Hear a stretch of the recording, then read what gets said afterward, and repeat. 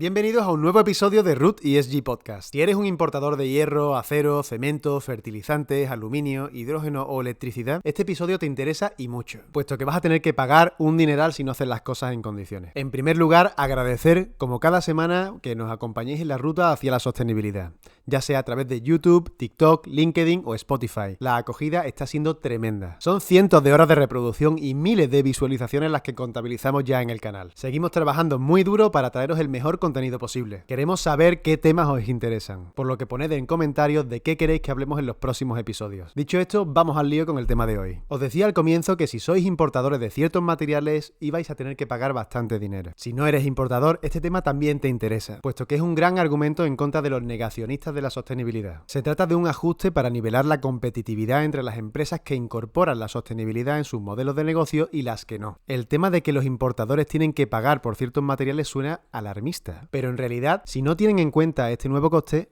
lo es. Se trata del nuevo CBAM. ¿Qué es CBAM? Pues son las siglas en inglés del Mecanismo de Ajuste en Fronteras de Carbono. Se trata de una iniciativa de la Unión Europea diseñada para evitar la fuga de carbono. Esto se busca conseguirlo mediante el ajuste del precio del carbono en productos importados. Este ajuste se realiza para igualar las condiciones de competencia entre los fabricantes externos a la Unión Europea y los productores internos. Esta desigualdad de competencia es provocada porque los productores internos están sometidos al régimen regulado de derechos de emisión. De esto ya hablamos en el podcast anterior con Javi Silva. Puedes ver el episodio completo pulsando aquí. Es importante saber cuáles son los objetivos de este CBAM. Por un lado, reducir el riesgo de fuga de carbono. En segundo lugar, fomentar la reducción de las emisiones tanto en la Unión Europea como en países externos. Y por último, apoyar los objetivos climáticos de la Unión Europea bajo el Pacto Verde Europeo. Bueno, esto está muy bien, Avi, pero ¿a qué obliga y cuándo entra en vigor el CBAM? Empezamos con los tiempos y vamos viendo qué hay que hacer en cada fase. La implementación del CBAM se realizará del siguiente modo. Primero comienza el periodo transitorio CBAM. Este comenzó el 1 de octubre de 2023 y finalizará en diciembre de 2025. En esta fase los importadores tendrán que hacer informes trimestrales de las emisiones implícitas sin ajuste financiero. Es decir, tranquilos, que no hay que pagar nada, por ahora. Lo que sí que tendréis que hacer es reportar esas emisiones implícitas en los materiales que importéis. La ventaja de los dos primeros trimestres fue que se podía calcular el 100% de estas emisiones implícitas con lo que se llaman los valores por defecto. Lo chungo es que a partir del tercer trimestre ya no se pueden utilizar los valores por defecto y el 80% de las emisiones deben calcularse como emisiones reales. Pues sí, es justo lo que pensáis. Tenéis que solicitarle al fabricante toda esta información. Espero que sepáis inglés, porque al fin vais a utilizar el certificado B1 que os pedían para cerrar expedientes en la carrera. Para que os hagáis una idea, tanto yo como mi equipo estamos en continuo contacto con personas de China, Estados Unidos, Turquía, países árabes, etc. Nos pasamos horas formándoles sobre cómo deben calcular dichas emisiones implícitas. En la grandísima mayoría,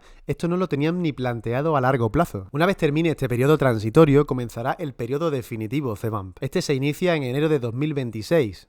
Es decir, todas las importaciones que hagáis durante el 2026 deberán reportarse en 2027. En este caso, los importadores sí pagarán ajustes financieros. Estos se calcularán en base al precio del carbono que se hubiera pagado si los bienes se hubieran producido bajo las normas de la Unión Europea. Nueva pregunta que os estará surgiendo. ¿Cuánto tengo que pagar por CBAM? Pues la respuesta es dura pero muy sencilla. Ten en cuenta que esto se hace para nivelar el coste de los certificados del régimen de comercio de derechos de emisión, por lo tanto tiene sentido que el coste de los certificados CBAM se calcule en función del precio medio semanal de dichos derechos de emisiones del régimen de comercio de derechos de emisión. Para que pongan números a todo esto. Tengo un cliente que importa aproximadamente 1.000 toneladas de aluminio al año. Las emisiones calculadas por valores por defecto son de 11 toneladas de CO2 por tonelada de aluminio, más o menos, es decir, unas 11.000 toneladas de CO2 equivalentes. Cada certificado CBAM será una tonelada de CO2 emitida, y cada tonelada podrá costar entre 50 y 80 euros según mercado. Eso no podemos saberlo aún. Haz las cuentas.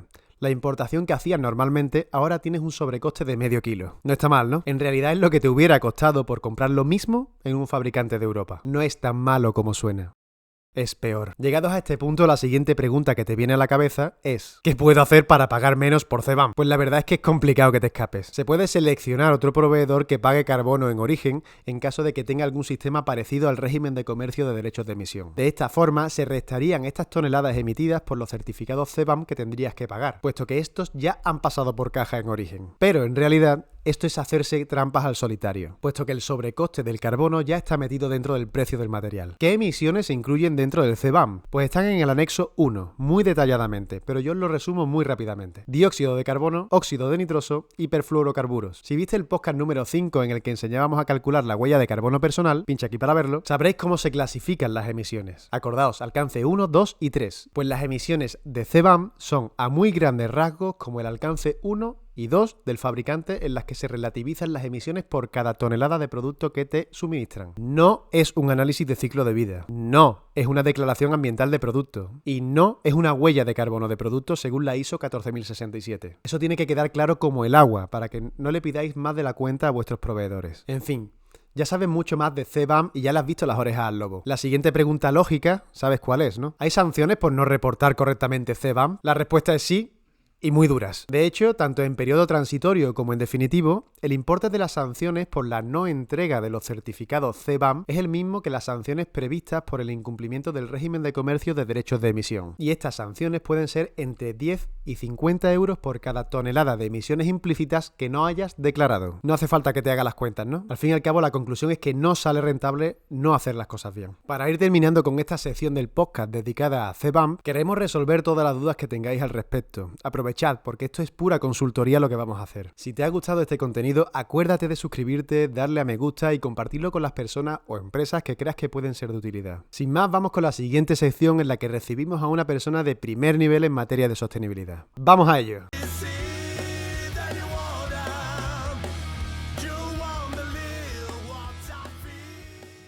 Vamos con la siguiente sección de Root ESG Podcast. Hoy cuento con una persona muy especial. ¿Qué tal, Palina? ¿Cómo estás? Hola, ¿qué tal, Emilio? Palina es la técnico de sostenibilidad de la empresa Incapto. Efectivamente. Bueno, pues cuéntanos un poco sobre Palina y, bueno, ¿qué te ha llevado aquí? Bueno, yo realmente comparto carrera contigo, tanto carrera como máster, así que de formación estamos igual, ambientóloga especializada en ingeniería ambiental. Y bueno, mi carrera, aunque bastante cortita, la verdad, entre una cosa y otra, pegando saltos de consultora en consultora, he terminado en Incapto. No sé todavía muy bien cómo, pero oye, ha salido bien. La vida da muchas vueltas, la verdad es que no te esperas nunca el siguiente paso de Palina, ¿no? Sí, totalmente. ¿Y qué tal en Incapto? ¿A qué os dedicáis? Cuéntanos un poquito sobre la empresa. A mí la verdad es que la descubrí hace bastante tiempo y, bueno, hace bastante, tampoco es que sea una empresa de 10.000 años de experiencia, ¿no? Como se diga. Pero sí que es verdad que me parece muy interesante el enfoque que le dan a un sector como es el cafetero, ¿no? Tan tradicional. Cuéntanos un poco sobre cómo llevan el tema. Bueno, Incapto nace en 2020, una semana antes de que decretaran la pandemia, así que bueno, estábamos bastante abocadas al fracaso, pero bueno, entre una cosa y otra fue saliendo, ¿no? Es una empresa dedicada al café por suscripción, por así decirlo, y tenemos otra línea, ¿no? Esta es la línea de B2C, y tenemos otra línea que es dedicada básicamente a B2B, que va un poquito más con tema de servitización de cafetera. No es como una venta como tal, sino que se cede a la cafetera y se cobra por taza.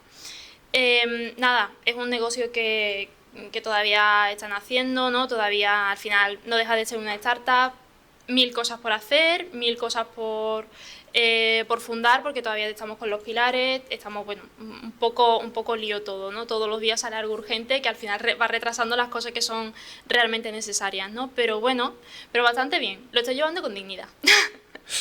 Bueno, pues la verdad es que me parece un enfoque súper interesante porque es pura economía circular. De hecho, la servitización es un concepto que se está escuchando ahora mucho, pero en realidad ya se venía haciendo hace bastante tiempo. Creo que fue las impresoras a través de, creo que fue Rico, ¿no? La que empezó con todo este tema de el pasar de producto a servicio, ¿no? Y luego se ha visto con otros sectores como el textil, que ya hay suscripciones por moda, suscripciones por un montón de historias, ¿no? Y ahora que llega el café, la verdad que me parece súper interesante, ¿no? Lo que te iba a plantear es como primera propuesta, para hablar un poco de todo esto es ¿por qué cápsulas? ¿Por qué cápsulas? O sea, a la gente, yo sé que estamos en la generación del para allá, ¿vale? O sea, no hay paciencia ninguna ni 2 minutos para que ver cómo burbujea por las mañanas un café, ¿no? Es mejor calentarte la leche y usar una cápsula y en 30 segundos tienes tu café calentito. Pero, ¿por qué? O sea, ¿por qué estamos generando un nuevo residuo cuando en realidad lo que es hacer café como tal no generaba residuos y era algo totalmente, normal? Bueno, yo creo que ahora mismo estamos viviendo un poco en la época de la inmediatez, ¿no? En la época en la que lo queremos todo para allá y en la que tenemos mucha prisa siempre, ¿no? Por así decirlo.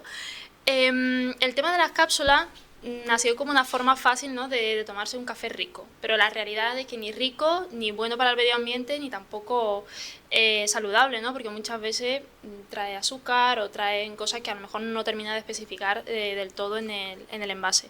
Además de que suele ser un café bastante más caro, por promedio y tal, unos 80 euros el kilo. Joder, Sí.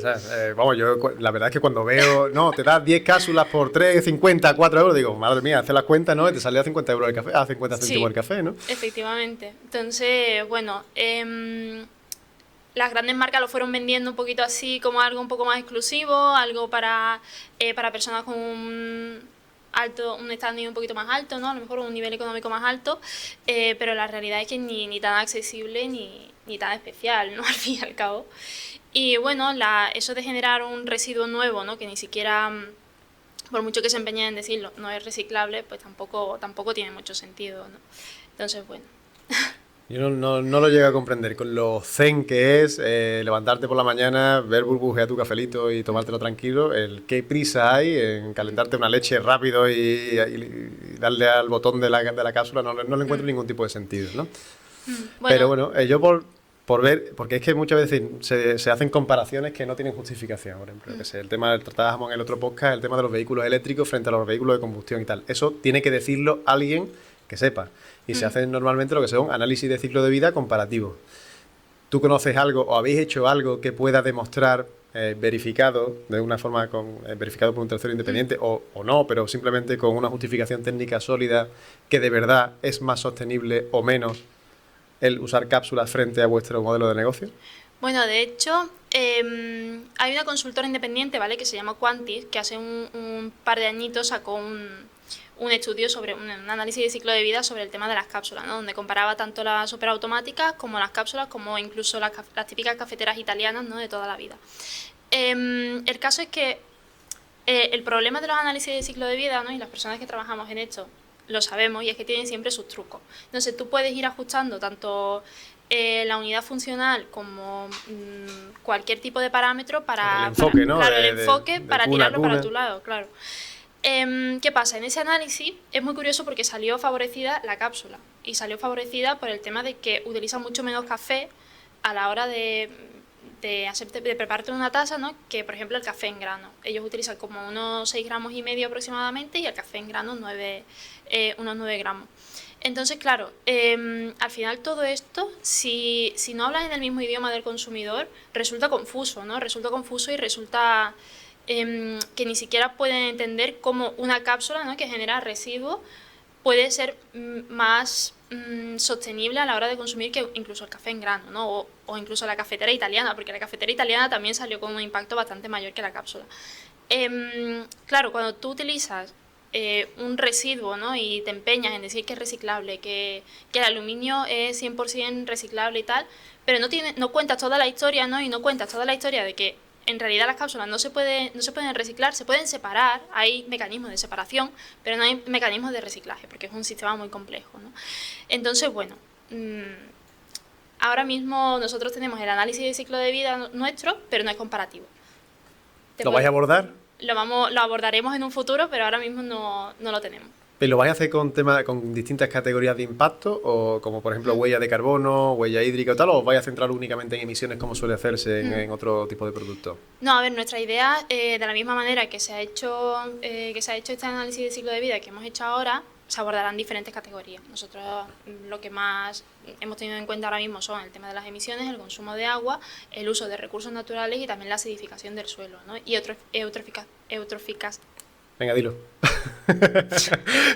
Eutrofización. eutrofización del agua. y entonces, claro, la idea es plantearlo de la misma forma, ¿no? Y aplicarlo también a las cápsulas o incluso a otros tipos de hacerse café, ¿no? Porque no son solamente la cafetera italiana, ¿no? A lo mejor hay otros métodos que son un poquito más... El café de puchero de toda la vida, ¿no?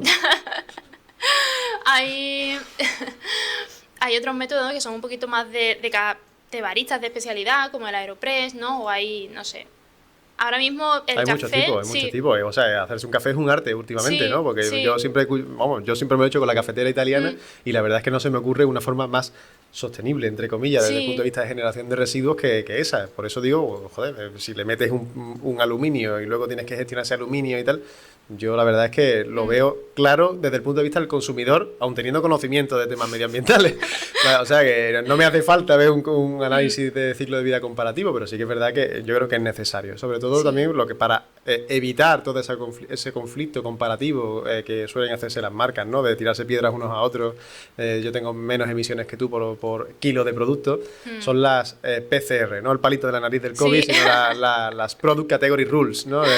Que te dice exactamente lo que tiene que tener el alcance del estudio de un análisis de ciclo de vida con distintas categorías de impacto. Por ejemplo, el café, que no sé si la hay, no sé si la has No. comprobado, se hagan todos los análisis de ciclo de vida para obtener una declaración ambiental de producto, todos exactamente igual, para que puedan ser comparables. Efectivamente, en el ámbito del café, en el sector del café, no tenemos nada parecido de este tipo, ¿vale? No hay un análisis de ciclo de vida estandarizado. Se intentó hacer, hay un borrador, pero no hay nada público que tú puedas coger y decir, vale, si mi cafetera es una superautomática, vamos a considerar que consume tanto por taza de café. Entonces te lo tienes que inventar un poco, lo tienes que ir midiendo, es un poco más complejo, ¿no? Bueno, pues vamos a hablar de otro impacto medioambiental, ¿no? Después trataremos temas sociales porque también es súper importante. Tú sabes que a mí me encanta el tema de la agricultura y todo el tema de despoblamiento, el relevo generacional y tal. Pero antes de comenzar con eso, hablamos de temas medioambientales. Otro impacto muy, muy importante del sector cafetero es la deforestación. Dependiendo del tipo de cultivo, dependiendo de dónde venga, de las prácticas locales de cultivo de café y tal, pues estás influyendo indirectamente al consumir ese café en que se esté deforestando, que se esté afectando al hábitat, a la biodiversidad local. ¿Qué hacéis desde Incapto para evitar eso? Porque entiendo que al ser el distribuidor, bueno, no sois un distribuidor, soy, bueno, sí, un eslabón más de la cadena de suministro en el rango intermedio, tendréis algo de responsabilidad en este sentido. O sea, el ofrecerle al consumidor la opción más sostenible posible. ¿Qué hacéis en ese sentido? Bueno, mira, nosotros en primer lugar estamos ahora mismo con la nueva ley de deforestación, ¿no? La ley europea, estamos haciendo mucho hincapié de tener una trazabilidad muy real, ¿no? y 100% transparente con el consumidor de dónde viene el café, cuál es la finca incluso de dónde cultivamos el café, ¿no? Al final nosotros no podemos tener una influencia directa a lo mejor, ¿no? en el caficultor, pero sí que podemos poner nuestro grano de arena.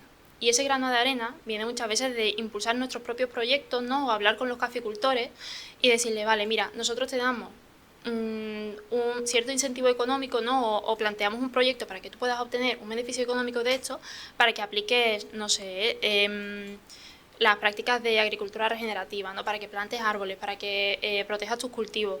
Entonces yo creo que eso también incentiva mucho al caficultor a decir, ostras, pues mira, si me van a pagar un poco más por este café, ¿no? Por este kilo de café, aunque sea nada, para nosotros serán 2 céntimos más o 1 céntimo más, al caficultor sí que le viene muy bien, ¿no? Porque al final el tema de la caficultura es un sector que tiene mucha pobreza. Y entonces, bueno, estamos buscando ahora mismo herramientas, ¿no? Herramientas que sean reales, no que solamente te diga una estimación de, bueno, tenemos aquí una finca de café, ¿no? Por la zona por la que está puede tener tanta densidad. No, o sea, queremos algo real y estamos buscando la solución cuanto antes. Así que bueno, todavía estamos en ello, pero estamos trabajando. Tratamos en el podcast anterior, fue el cuarto, ¿no? El episodio 4 con Javi Silva, un compañero de Coterrae y tal, que es la persona que se encarga más o menos de el mercado de carbono. Y hablamos de cómo los agricultores, en ese caso hablábamos de olivar, pero es perfectamente o sea, se puede transponer a eso, ¿no? Al tema de la caficultura, la generación de créditos de carbono por la aplicación de agricultura regenerativa y otras prácticas agronómicas sostenibles, ¿no? Y es un incentivo más para que el agricultor, al fin y al cabo, tenga un apoyo económico adicional, que al final es a lo que hay que tender. Sí. Que no se nos olvide que sin sector primario, agricultores, ganaderos y tal, no se puede vivir en sociedad. Efectivamente, porque al final lo que se cultiva en el campo se come en la ciudad, así que bueno, creo que es muy importante, ¿no? Sostenerlo y como tú decías antes, el tema de los créditos de carbono, ¿no? El tema de los créditos de carbono, de hecho tuvimos una conversación hace unos meses, ¿no? Contigo sobre eso. La idea sería, tenemos en mente hacer ese proyecto, ¿no? Y tenemos en mente de hacerlo, de hecho con Ecoterrae, para ver cómo podríamos plantearlo para que sean los caficultores los que se beneficien de ello. O sea, nosotros no queremos ser unos intermediarios más, sino que queremos darle la oportunidad a los caficultores de decir, vale, tengo estas tierras, ¿no? Y tengo aquí no sé, te planteo 3, 4, 5 hectáreas, ¿no? Tengo aquí 5 hectáreas que quiero aprovechar y que quiero darle otro enfoque, ¿no? Y que ellos mismos tengan unos ingresos extras, sin necesidad tampoco de tener un trabajo mucho mayor, ¿no? De contratar consultorías, de contratar verificadores y tal. Al fin y al cabo hay que escalar todos esos costes para que entre muchos caficultores puedan entrar en un programa que sea el que soporte todos esos gastos, ¿no? Efectivamente. Así como se hace para los proyectos pequeños, para temas de crédito de carbono. Yo lo veo súper interesante. Sí. Bueno, o sea, hablamos de emisiones y tal, pero ¿cuáles son los riesgos del cambio climático en el sector del caficultor? Porque es que, por ejemplo, en vinos, en aceite, en el tema de olivar y tal, el cambio climático está siendo horrible, ¿no? De hecho, se están buscando distintas medidas de adaptación al cambio climático, como puede ser el cambiar de altura los cultivos, temas de regadíos un poco más eficientes, etcétera, que se hace en temas de café. Bueno, el cultivo del café, ¿vale? Es un poco más delicado, ¿no? Porque al final ahora mismo solamente se cultiva café, ¿no? La gran mayoría del café que se está cultivando en el mundo se cultiva en el cinturón del café, ¿vale? Que es básicamente el trópico. El problema de eso es que al final toda la parte tropical es muy delicada, ¿no? Muy propensa a sufrir cambios con el tema del cambio climático. Todo lo que sea lluvias torrenciales, a lo mejor deja de llover, ¿no? Durante 2 meses y eso es fatal, ¿no? Se lleva por delante la cosecha entera. Efectivamente, se lleva por delante la cosecha, al final sufre más enfermedades, moho, plagas, o sea, hay una gran cantidad de afecciones que pueden pasar, ¿vale? Se han hecho estudios y ahora mismo tenemos café asegurado hasta 2050, pero hasta ese tiempo se plantea que se perderá como la mitad de tierra de cultivo de Nos vamos a tener que pasar café. al té, ¿no? Bueno. A mí no me gusta, un polito de menta me voy a tener que tomar en vez de un café. Bueno, todavía no se sabe, ¿eh? Porque a lo mejor con esto del cambio climático se descubren también nuevas áreas, ¿no? Como tú has dicho, de a lo mejor de cambiarlo de altura, o incluso aquí en España se está cultivando ahora mismo café. En Granada, en Almuñécar, hay un cultivo de café, un hombre, ¿vale? Con una finca que decidió que quería probar. Evidentemente, no es un café que se pueda vender, pero bueno, oye, ahí está, experimentando un poco, que es lo importante. Y también en Canarias. O sea que... Bueno, Canarias tiene un clima... Sí, Canarias se puede entender, ¿no? Pero aquí en Granada, pues, ya me contarás. En Granada regular, ¿no? En Granada regular, ¿no? Pero bueno, la idea es que, bueno, esperemos que no necesitemos pasarnos al té, pero a lo mejor hay una pequeña posibilidad de que sí. Ahora mismo, ¿vale? Se han hecho varios estudios sobre el tema de...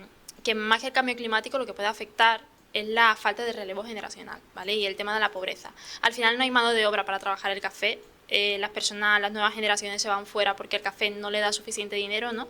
Y yo creo que para esa parte sí que se puede revertir, ¿no? Y podemos decirle, oye, vamos a plantearlo de tal manera que podamos hacer que vosotros tengáis un incentivo económico lo suficientemente bueno como para quedaros y trabajar las tierras y a la misma vez plantearle soluciones para el cambio climático, ¿no? Adaptaciones de cambio climático que puedan ayudar a conservar una tradición, ¿no? Tan bonita como es la tradición del café. Yo lo dejaría todo por tener mi cultivo de café, la verdad. Es de película aquello. Has tocado un tema social importante. Es decir, las condiciones laborales en los países en los que normalmente se cultiva el café no siempre se garantiza que se cumplan con a lo mejor las normas de Organización Internacional del Trabajo, los derechos humanos, etcétera. Para ello hay certificaciones, para ello hay distintas herramientas que se usan por los consumidores y por los distribuidores del café para medio garantizar que se están cumpliendo con todas esas normas, ¿no? Vosotros, como eslabón de la cadena de suministro del café, ¿qué hacéis? O sea, ¿cómo garantizáis que el café que vosotros compráis para después venderlo a vuestros clientes pues cumple con ciertos estándares de derechos laborales? Mira, nosotros tenemos, o sea, una de las CEOs, ¿vale? Es la Q-Grader también de café, ¿vale? Nuestra Q-Grader, que se llama Beatriz Mesa. Ella hace todos los años unas expediciones, ¿vale? Evidentemente no podemos estar allí todo el año, todos los días, visitando cada una de las fincas, ¿no? Por desgracia, aunque nos gustaría mucho. Y visita anualmente un territorio, ¿no? Por ejemplo, el año pasado fue a México y a Guatemala. Este año, por ejemplo, tienen previsto de ir a Perú, creo que es, ¿sabes? Y para corroborar de primera mano cómo de difícil, por ejemplo, es el acceso a esas fincas, ¿no? O cómo o cómo podemos solucionar esos problemas, ¿no? Temas de infraestructura, cómo por lo menos plantearlo, ¿sabes? De plantearlo y poder ayudar. Evidentemente las condiciones de trabajo son muy duras, o sea, son durísimas y es muy complicado. Yo creo que a día de hoy incluso las mismas certificadoras no saben cómo certificar realmente, ¿no? Que haya o que no haya explotación laboral, tanto infantil como normal, o sea, como normal, de personas adultas, ¿no? Efectivamente, de personas adultas. Trabajando a destajo. Efectivamente. Entonces, bueno, nosotros por nuestra parte, ya te digo, tema de trazabilidad, darle la mayor caña posible por esa parte, pero nunca podemos poner la mano en el fuego, nunca podemos decir, mira, no tenemos en nuestra cadena de suministro, no tenemos explotación laboral. Es un problema real. Es un problema el real. tema de debida diligencia en temas de sostenibilidad en el sector de la agricultura, el sector de todo tipo de agricultura, todo tipo de ganadería, en el sector textil.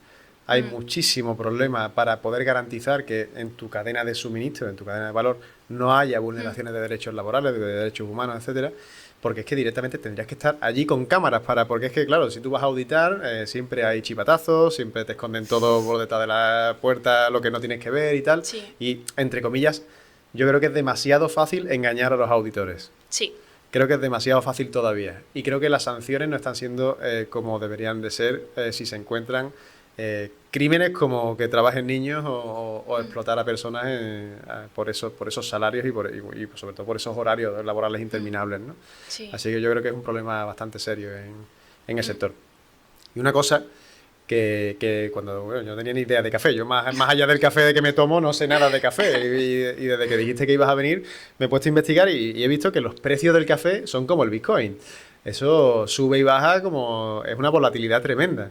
¿Eso cómo se nivela para que al productor, digamos, bueno, entiendo que a lo mejor no se hace, pero esa volatilidad afecta al productor directamente, ¿no? Y también al consumidor, ¿no? Porque yo no veo que el precio del café a mí, como consumidor, me varíe tantísimo como estoy viendo en el mercado de los precios del café. Bueno, el tema del precio del café, ¿no? Nosotros siempre hablamos de una tienda, ¿no? Si tú tienes una tienda, tú puedes, y no sé, y vendes una botella de agua, tú puedes ponerle el precio, ¿no?, a esa botella de agua. Sin embargo, los caficultores no pueden decir el precio de su propio café, ¿no? No lo pueden decidir, e incluso viene una persona de fuera y le dice a esa persona, pues mira, pues tu café vale 2 euros el kilo, ¿no? Por ejemplo, me lo invento. Vale, o sea que es al revés de todo el mercado, ¿no? Sí. Es decir, en todos los demás sectores, el que produce pone el precio y le llega al consumidor. Pero así es al revés, ¿no? Es el consumidor el que, digamos, marca el precio y tira hacia el productor. Sí, efectivamente. Eso es maravilloso, eso es una mafia, ¿no? Sí, básicamente. Entonces, es un problema bastante grave, ¿no? Tanto ni el mismo caficultor muchas veces sabe qué café tiene, ¿no? No sabe su sabor, no sabe ni siquiera lo especial que es. Entonces, llega ese consumidor, ¿no? Ese consumidor final, y le dice que el café es malísimo, que el café que él tiene, que no vale nada. Entonces se lo compra por 2 duros. Claro, juega con la supervivencia de las personas, ¿no? Juega con esas pequeñas fincas que a lo mejor tienen 2 hectáreas y que venden 20 sacos de café por nada, por un interés económico que a lo mejor a la hora de importarlo aquí en Europa pues sale por un dineral, ¿no? Porque vemos cafés que a lo mejor valen 40, 50, 60 euros el kilo y que realmente al caficultor a lo mejor no le llega ni 1 euro. Entonces, nosotros por nuestra parte, ¿vale? Por la parte de Incapto, nos fijamos mucho en el precio de la bolsa. Intentamos siempre pagar un poquito más. Nosotros ahora mismo estamos pagando un 37% por encima de la bolsa y también por encima de Fairtrade, ¿vale? Dependiendo del momento, ¿no? Pero siempre intentamos pagar un poquito más para eso, ¿no? Para dignificar la vida de los caficultores y de darle la posibilidad de seguir creciendo. No es un sistema, nosotros al final no tenemos tantos intermediarios, ¿vale? Hay otra cadena de suministro en la que tiene exportadores, tiene supermercados, ¿no? Tiene, no sé, 1000 agentes que intervienen por ahí. Vosotros saltáis muchos de ellos, ¿no? Sí, nosotros nos saltamos mucho de ellos, importamos directamente el café, lo tostamos en Barcelona y a partir de ahí va a casa de cada cliente, ¿no? Me lo estás vendiendo bien, ¿eh? O sea, me lo estás vendiendo bien. Volvemos a las certificaciones, porque es que es un tema que la verdad es que creo que es fundamental, porque es que yo creo que no hay otra forma de que el consumidor, o por lo menos que el consumidor conozca el grado de sostenibilidad que hay en sus productos, ¿no? nadie se pone a escanear un QR, a investigar sobre si esos créditos de carbono son hindúes de 1 euro la tonelada o tal, ¿no? Nadie se pone a hacer eso. Por tanto, la credibilidad de esas certificaciones o de esos sellos es fundamental. Pero, ¿cuánto de verdad hay en ello? Y, sobre todo, ¿qué costes asociados? Porque yo, en mi opinión, eso al final quien lo está pagando con ese modelo de negocio es el productor. ¿Cómo pueden hacer frente? O sea, ¿cómo podemos afrontar esta problemática para que encima de que tienen problemas para producir, para buscar el relevo generacional, para tener unas condiciones laborales medio dignas, ¿no? Encima le vamos a poner en la mesa el coste de la certificación, el coste de la consultoría para que le ayude, el coste de todas esas cosas, ¿no? ¿Qué hacéis vosotros o cuál crees que sería la solución a todo esto? Bueno, nosotros vamos un poco en contra de las certificaciones, ¿vale? Yo creo Ten cuidado con lo que dices. Tengo mucho cuidado con lo que digo, pero en ese aspecto vamos bastante en contra, por lo mismo, por lo que tú dices, ¿no? Al final el coste asociado no solamente repercute en nosotros como vendedores, sino que también repercute en el productor y en el importador. Son costes muy altos que realmente no siempre le están dando un valor añadido a un producto, ¿no? O un precio añadido, ¿no? De que puedan pagar un poquito más y ese productor recibe un poco más. Entonces intentamos evitar al máximo las certificaciones. Nosotros por nuestra parte intentamos, bueno, nosotros somos una empresa B Corp y al final y al cabo yo creo que va un poquito en la ideología, ¿no? De intentar seguir creciendo y no solamente estar luchando por nuestros propios derechos como empresa, sino también estar luchando por unos derechos sociales dignos, ¿no? De nuestros productores y de toda nuestra cadena de suministro. Al final no solamente dependemos del café, sino que dependemos de otras muchas cosas, ¿no? Y bueno, tenemos esa política ahora mismo. Nosotros, una vez que el café llega, no, por ejemplo, no pedimos un certificado de café ecológico, pero una vez que el café llega, siempre se le hace el análisis de multirresiduos, ¿sabes? Para saber qué tiene ese café, si tiene algún tipo de rastro de fertilizante o si tiene cualquier otra cosa. Qué guay. Bueno, hemos hablado de muchas cosas. Hay un factor común, el perfil de alguien que sepa de sostenibilidad, ¿no? Y quiero que me cuentes tú de primera mano, porque estoy haciendo un poquito de campaña, coño, que hay un montón de negocios, hay un montón de trabajo en esto de la sostenibilidad para personas que sepan de esto, ¿no? Cuéntanos tú, desde tu perspectiva de técnica de sostenibilidad en una empresa de café, ¿qué oportunidades ves tú en el sector para las personas que estén formadas en este sentido? Realmente yo creo que después de mi experiencia, yo al final tengo 26 años, no dejo de ser, bueno, no dejo de estar empezando mi carrera laboral, ¿no? Como quien dice, pero sinceramente creo que ahora mismo, a pesar de que yo me apunté a la carrera con todo y pensando que iba a estar en la cola del paro, básicamente, creo que ahora mismo hay muy buenas oportunidades laborales en muchísimos sectores, no solamente en el sector del café, ¿no? Sino que en todos los sectores, tanto en consultoría, no paro de ver ofertas que pidan personas que realmente tengan cierto conocimiento, ¿no? O sea, ya no estamos hablando de expertos de 10 años, sino que tengan por lo menos un mínimo de conocimiento en el sector de sostenibilidad, un poco de legislación. Entonces yo creo que ahora mismo es un muy buen momento para introducirse en el mercado laboral, ¿no? Todas las personas que se están graduando ahora mismo, todos los ambientólogos, ¿no? Todas esas personas están en un momento muy bueno. Por lo menos es lo que yo estoy viendo. Doy primicia, voy a ser el padrino de la generación de este año de ambientólogos. Ahí en la Pablo de la Vida, ¿eh? La verdad es que no sé qué han visto en mí. Así que, bueno, la verdad que es un orgullo que cuenten conmigo para eso. Y sí. Hablamos de mitos. Mitos o cosas que me entero yo sobre el café y tal. Yo y por ahí el editor que está loco por el café, se ve 7 litros de café al día, ¿no? Para poder editar esto para ir semana a semana, porque lo tenemos explotado, ¿no? Eso sí que son condiciones laborales malas. Pablo nos hablaba sobre que siempre ha escuchado que el café en grano es bueno, pero siempre han dicho que el café molido, eso es enfermizo, que eso es pura porquería porque le metían de todo, ¿no? ¿Eso es verdad? ¿Eso es mentira? ¿Es lo mismo? Cuéntanos un poco, ahora que tú estás en el sector cafetero. Bueno, yo te quiero decir que depende del café que compres. Ahora, Incapta es el mejor. Si compras un buen café, seguirá siendo un buen café. El problema de todo eso es que al final va perdiendo propiedades, ¿no? Va perdiendo propiedades de sabor, va perdiendo que a lo mejor tú de primera mano no lo notas, pero una persona especializada, ¿no? Como un Q-grader sí que lo va notando. ¿Un qué? Un Q-grader. ¿Un Q-grader? Sí. Pablo, tú eres un Q-grader, tío. 2 Q-graders. Es una persona que está especializada en la cata de café. Entonces, bueno, nosotros tenemos a Bea Mesa. ¿Tú eres Q-grader? Yo no soy Q-grader. Es una optativa. Es una optativa. Pero sí que va catando el café, ¿no? Va probando el café y dependiendo de su... bueno, de su sabor, pues lo metemos en nuestra cartera o no. Entonces, bueno, en principio, si el café es bueno, es el mismo. Ahora, si compras un café de 3 euros el kilo, tampoco te puedo asegurar yo lo que tenga o lo que deje de tener. Creo que ese es el que me tomo yo, el de una cadena muy conocida, ¿no? Muy baratito, y digo, bueno, por lo menos yo qué sé. Después hablaremos para que me recomiendes algún cafelito que sea bueno. Y otra cosa que me viene a mí a la mente es muchas veces escucho y desde que me dijiste que venía me he puesto a investigar y por lo visto el cultivo de sombra y el cultivo al sol del café tiene distintos impactos medioambientales, ¿no? Cuéntanos Sí. un poco, o sea, ¿qué es mejor? ¿Cultivar como tradicionalmente se hacía en sombra? O entiendo que lo peor sería cultivar al sol el café, ¿no? Por el tema de la deforestación y tal. Pero cuéntanos un poco, tú que sabes más del tema. Bueno, ahora mismo con el tema de la agricultura regenerativa se está fomentando mucho el cultivo en sombra, más que nada porque el árbol, lo primero es que dura más. Al final un cafetal tiene una vida media de unos 20 años aproximadamente, ¿vale? 6 años hasta que empieza a cultivar. Entonces, rinde más, cultiva un café de mejor calidad porque tiene otras propiedades, ¿no? Y además hay que proteger el suelo. O sea, son todo ventajas. De hecho, en nuestro análisis de ciclo de vida... ¿Ese cuál es? ¿El de sombra o el de sol? El de sombra. Ah, vale. En el análisis de ciclo de vida, nosotros tenemos de todos los cafés, tenemos un café que, esto ya como curiosidad, ¿vale? Que se cultiva al sol. Y ese ha salido como un 50% más alto el impacto por taza, entre Sí. una cosa y otra, sí. ¿Pero por qué? Porque se deforesta, porque hay que... ¿Por qué? Porque tiene mayor impacto en el suelo, porque al final sufre más la sequía, tienes que ir también regenerando más el tema de los árboles. Bueno, tienes que regarlo para que no se seque, porque al final no tienes bueno. que regarlo más. Bueno, un poquito de todo. Ah, bueno, no tenía ni idea.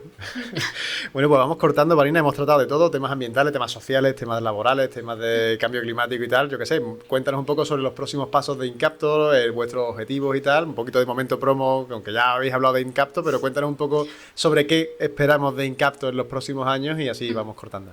Bueno, lo primero, quiero hacer una pequeña promoción sobre el documental que tenemos. Sobre un pequeño documental que se grabó, de hecho, sobre el tema de los derechos laborales, ¿no? Y de cómo viven las personas en México, que se llama El pulmón del café. Señala. Eh, Más o menos por ahí El pondremos el pulmón vídeo. del ¿Vale? Y yo creo que es muy chulo, ¿no? Sobre todo para visibilizar cómo viven esas personas en el día a día. Yo creo que... Qué bien. Pues nada, Pali, me ha encantado tenerte aquí. Creo que ha quedado una charla muy amena. Hemos tratado un montón de temas súper interesantes. Así que, bueno, que te vaya muy bien y que Incapto despegue con todo lo que están haciendo en temas de sostenibilidad. Bueno, yo te quería agradecer el invitarme porque, bueno, estaba nerviosa, pero ha salido bien al final. Eso porque te has tomado 7 u 8 cafés de Incapto antes de venir para acá. Sí. Pues nada, Pali, me ha encantado tenerte aquí.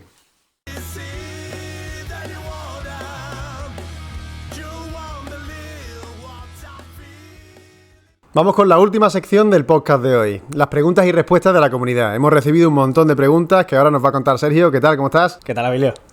¿Qué pasa, Kio? ¿Cómo estamos? Genial, encantado de estar aquí un día más. Vamos con esas preguntas que nos ha hecho la comunidad. ¿Quién nos ha escrito? La primera pregunta la hace Pilar, desde Jaén. Ella quiere saber qué medidas y qué acciones hace el ayuntamiento de su localidad o de cualquier sitio de España para controlar las olas de calor que hay actualmente. ¿Va a hacer mucho calor este verano? Pues buena pregunta la que hace Pilar. Lamentablemente tengo que decir que es el verano en el que menos calor va a hacer a partir de ahora, ¿no? Las olas de calor no es un simple aumento de temperatura, sino que es un aumento sostenido en el tiempo de la temperatura, que es el problema en realidad. Para evitar que haya problemas de salud, para que haya, bueno, otro tipo de problemas, normalmente tanto a nivel nacional como a nivel de comunidades autónomas y a nivel municipal hay distintos tipos de planificación, ¿vale? Está a nivel nacional el Plan Nacional de Adaptación al Cambio Climático, a nivel de Andalucía, en este caso, tenemos el Plan Andaluz de Acción por el Clima, en el que se identifican como uno de los principales riesgos las olas de calor.